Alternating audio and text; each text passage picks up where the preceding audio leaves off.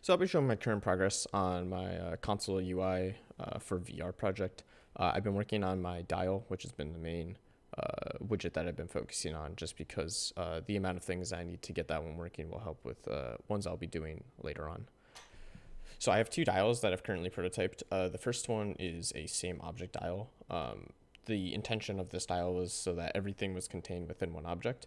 And the reason that this dial didn't work is because Unreal uses a method for their VR handling for input, which requires objects to be the root in order for you to grab and release them properly.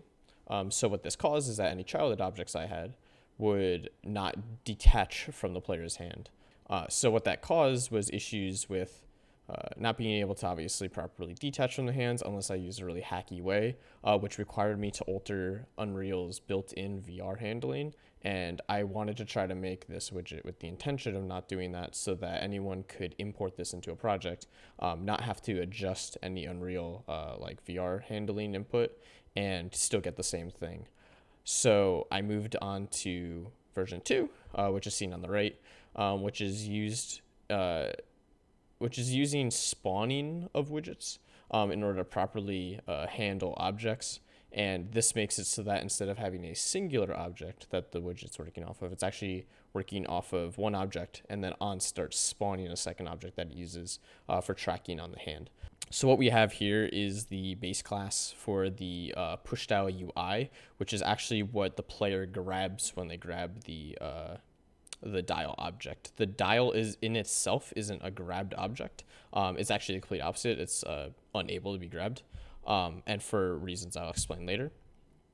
But what this object specifically allows me to do is kind of track the player's handling of the object for rotation or for just tracking for general UI feedback and displaying information. The main run through of this is we are pretty much checking to make sure that they're grabbing this object correctly.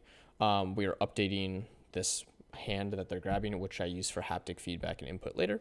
And then we just pass a rotate dial function, which is sending the information back to the dial object.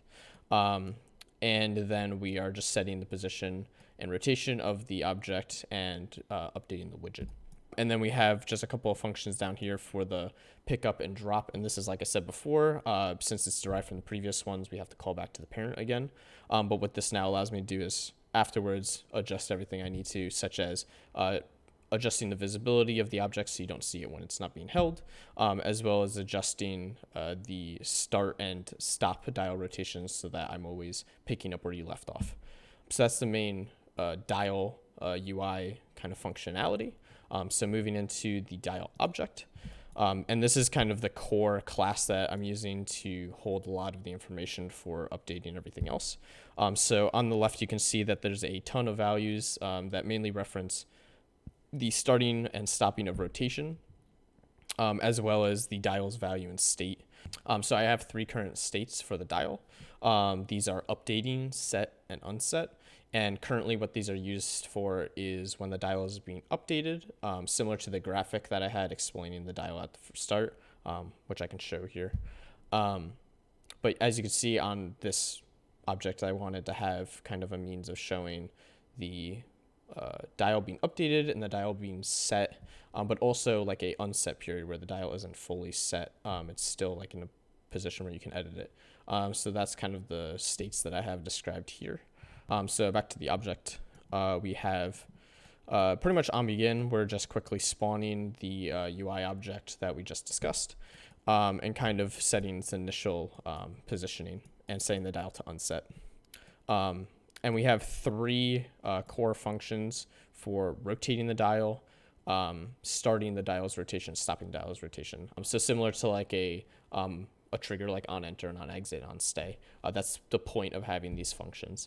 And then kind of just a couple of updates that are mainly used for updating the widget and also updating the variable on the dial, as we'll see in a bit. So this is the current version of the dial that I'm prototyping. As you can see, it has a similar look to the dial that I created for my flowchart. It has pretty much the colored variable in the center with the dial on the outside. Currently, it's not in a like push dial setting that I would want. Currently, it's just a dial, but the intention is to add that very soon. So let's just jump into VR real quick and kind of see how the dial works. So when you grab the dial, you'll see that it currently grabs off the UI widget, which is in my hand, but it is also updating on both. And something you can't tell from here, but there's haptic feedback on every tick. So on every tick, I get a little vibration in the controller that I'm holding the dial on. And so as you can see, kind of rotating my hand will click the dial in place. And if I let go, the dial will be set back to red and it'll stay in the position. So if I was to grab it again, I can keep churning it as so. So a quick look at how the actual widget works. So pretty much I have made a dial, and I have two separate elements. So there's going to be the core around, and then there's going to be the ticker in the center. And so the main like running function of how this works is that I'm using rotation on the ticker in the center in order to rotate it. So you can see on the side here, we have the angle. And so what I'm using right here on the angle is I can rotate the dial. So as you can see, it only goes from negative 180 to 180. So there is a bit of a conversion that needed to happen there. That's the main way that the dial works currently. And then we also have the variable widget, which is just a variable that I have on text that can be changed on the side. So I can set it to like 50 if I want to. So this is the main widgets being driven. They both have small like functions that can be used in order to send input into them, which is being done through the object. But they're just enough so that we can send the proper information into the widget. So a real quick look at some of the helper functions that I have implemented into the object. On the side, you can see we have a radial clamp, which is pretty much just clamping any sort of degree that I have for the rotation to 0 to 360. It just makes it a bit easier to work with. I also have a pretty much what I've called add roll rotation by difference, but what it is I'm using roll as the main method for churning the dial, since it's the only axis I need to use. So this pretty much just allows me to check how much the hand is churned and churn the dial that much. And then I also have the clamp in there just to make sure that it's always between 0 to 360, so it's easy to work with. I have a simple function that just is used to set the dial's value, so that's the whatever increment that you set it to. And it pretty much just does a check for how much you have churned it, and then it snaps it to that location. So this is the tick feedback function that I created, which is what you've been hearing the sound through, and you've been unable to know, but I've been also having haptic feedback coming through the controllers. And so that's being done in this function. So it passes in the grabbing hand scene object and it casts it to the controllers. And the reason that, and you can see that I'm getting a small warning on the top and down here, is I'm using a deprecated version of hand. So it wants you to use motion source now. The issue is that the current method that I'm using is a bit harder to get the motion source through because I'm grabbing the hand object through a scene component. The goal would be to change this. The issue is that it's a bit hard to change without changing Unreal's base handling class, which is my entire intention is not to do so that anyone can implement this easily. So I'm currently working on a way to figure out how I can grab the hand through different means. But for now, I'm going to be using this version. So in the future, like I said, I probably plan on adding maybe 1 to 2 more widgets. This is currently an almost finished version of the dial. I had planned originally a calendar and a kind of yes or no widget.